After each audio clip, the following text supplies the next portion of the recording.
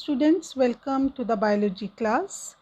Today I am going to discuss some important genetic terminologies which we will use in our coming up chapter, Principle of Inheritance and Variation. The first very important term is character. What is character? It is a distinct morphology and physiological feature of individual like stem height, flower color, seed color. And when there is an expression of character, means that is of the stem height as the tall and the dwarf, the term is known as a trait. So what is trait? It is an expression of the character like tallness and dwarfness. And what is character? It is just the morphology and the physiological feature of individual. Means देखने में कैसा है, फिर वो लंबा है कि छोटा है, दैट इज़ द ट्रेट. पर उसकी हाइट क्या है? जब हम पूछते हैं हाइट क्या है तो वो उसका करेक्टर है. हाइट उसकी टॉल है कि ड्वार्फ है, that is a trait. The next is the unit factor. It is a unit of inheritance which control a trait. The unit of factor has been called as the gene. So gene is basically known as the unit of inheritance. Mendel has no idea about that. So he called that particular trait which used to control the trait, the unit which used to control the trait as a factor.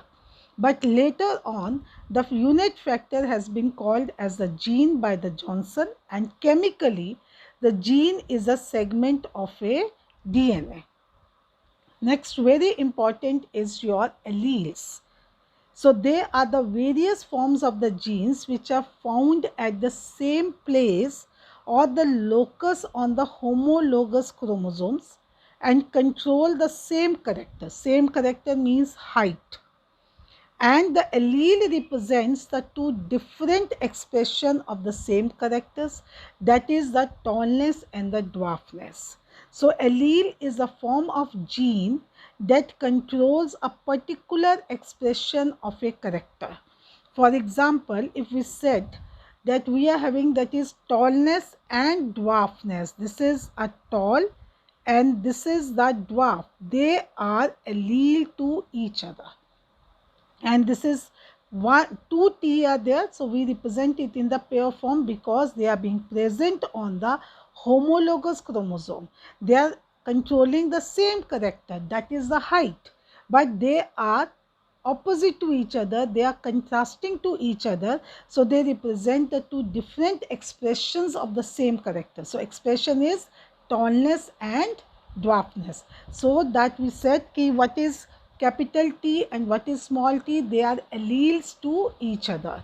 They are contrasting traits to each other. So this word allele is very important. Sometimes we used to call what are the alleles of the flower color.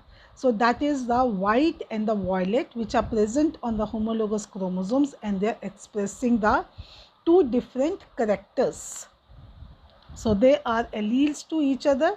And your next one and the very important is the phenotype. So what is the phenotype? Means the external appearance of a plant or the individual. So it is observable external manifestation of morphological or physiological or character. So it is same for the dominant, whether it is a homozygous or heterozygous. So they will externally appear as a tall. But in the case of the homozygous recessive, they are dwarf. Opposite to the phenotype, we are having the genotype. It is a representation of genetic constituent of an individual with respect to one or more characters. So if they are tall, either they are pure tall or the hybrid tall, then we have to express differently. So genetically, the pure tall will express as capital T and capital T, and the hybrid will express as capital T and small t, and the dwarf will express as small t and small t. So next is your homozygous. Homo means the same. It is the individual having a similar Mendelian factor copies of a same allele, tall, tall, dwarf, dwarf. So homozygous individual is genetically pure. So dominant as well as recessive, they are homozygous to each other. So hetero means they are possesses to contrasting allele of a same character on its two homologous chromosomes. So they are called as an hybrid, that is capital T and small t of a same plant. The next one and the very important is your dominant trait or the recessive trait. So the trait or the factor or the allele of a character which express its effects both in the homozygous and heterozygous. That is called as the dominant trait, which can express both in the homozygous and heterozygous conditions. They are known as the dominant trait. Whereas the recessive is a character or the allele of a character which unable to express its effect in the heterozygous form, whereas the member of the allele, they are different, they can express only in the homozygous form. So what is the difference between dominant trait and the recessive trait? The dominant trait is a factor or allele of a character which can express both in the homozygous and heterozygous conditions, whereas a recessive trait is a factor or the allele of the factor which can express only in the homozygous form and unable to express in the heterozygous form.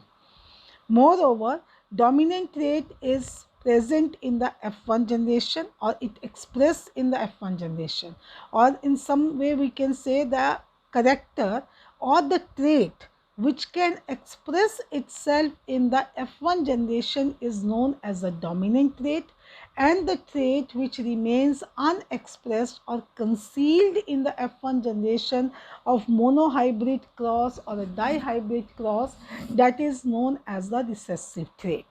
So this is a very important difference between the dominant trait and the recessive trait. The next is your pure lines. So it is a strain of true breeding individual which are genetically pure or homozygous. Because why they are pure, why they are homozygous, why there is no heterozygous in any of the generation? Because they have been formed either through the repeated cell pollination or breeding between the identical homozygous individual. Capital T, capital T, capital T, capital T, that is self-pollinated. So all the individuals formed generation after generation will be of a tall, or they will be a dwarf. So either of two, so both are the pure characters. So when we start our monohybrid or the dihybrid crosses, so we start with the pure tall or the pure characters or the pure dwarf. So that is known as the parent generation, which is being formed by the Mendel after the repeated cell pollination or breeding between the identical individuals, so that they should be of a pure lines of the trait. The next and the last one which we will discuss, that is your Punnett square. It is the checkerboard or the square that is being divided into the small squares like this way. This is the checkerboard in which we are having a small squares, and where all the possible types of gametes are shown in the horizontal row, that is your male. This is the symbol of male, and this is the symbol of your female. So here we are having the male and the female. So we can have this checkerboard in which we are having the male and the females. So in which we can have the male and the female in the horizontal row as well as in the vertical row, like this way. We are having the gametes, and they will fuse to form the genotypes and the phenotypes. So here you can see the genotypes and the phenotypes. So the phenotype, that is tall, tall, tall, and this is dwarf. So we can say 3 are tall and 1 is dwarf.